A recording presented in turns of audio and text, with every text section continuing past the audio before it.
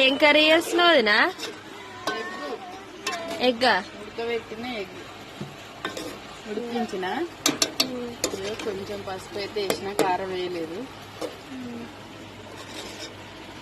మంచిగా కొద్దిసేపు కారం ఉప్పు పసుపు కారం అన్ని పట్టేంత వరకు మంచిగా ఇట్లా ఉంచాలన్నమాట. అన్నమాట కారం వేసి నీళ్ళు పోయేది, టేస్ట్ రాదు కదా. అవును, చింతపండు పోస్తే కూడా ఇంకా బాగుంటది. ఇలా చింతపండు కొంచెం పోద్దామా? కొంచెం పోద్దాం.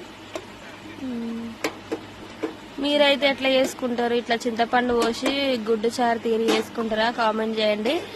నేనైతే వంశీ భూమిక వ్లాగ్స్ లో అయితే ఫుల్ వీడియో ఉంది, ఒకసారి ఎవరికైనా కావాలంటే మాత్రం పోయి చూడండి.